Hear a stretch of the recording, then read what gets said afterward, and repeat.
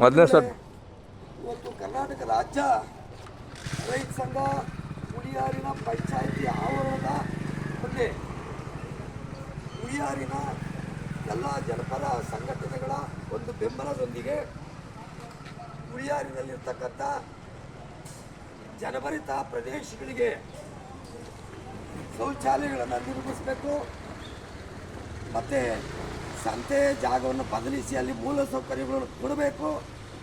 ಮತ್ತು ಮೂರನೇದಾಗಿ ಕಸ ವಿಲೇವಾರಿ ಘಟಕವನ್ನು ಸ್ಥಾಪನೆ ಮಾಡಬೇಕು ಅನ್ನತಕ್ಕಂಥ 3 ಅಂಕಿಅಂಶಗಳನ್ನು ಇಟ್ಕೊಂಡು ಕರ್ನಾಟಕ ರಾಜ್ಯ ರೈತ ಸಂಘ ಹುಳಿಯಾರಿನೆಲ್ಲ ಜನಪರ ಸಂಘಟನೆಗಳ ಬೆಂಬಲದೊಂದಿಗೆ ಅಹೋರಾತ್ರಿ ಧರಣಿಯನ್ನು ಹಿಡಿದು ಇಲ್ಲಿಗೆ 43ನೇ ದಿನಕ್ಕೆ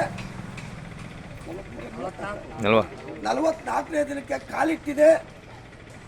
ಅಂಥ ಸಂದರ್ಭದಲ್ಲಿ ಸ್ಥಳೀಯ ಶಾಸಕರಿರ್ಬೋದು, ಮತ್ತು ತಹಸೀಲ್ದಾರು, AC ಅವರು,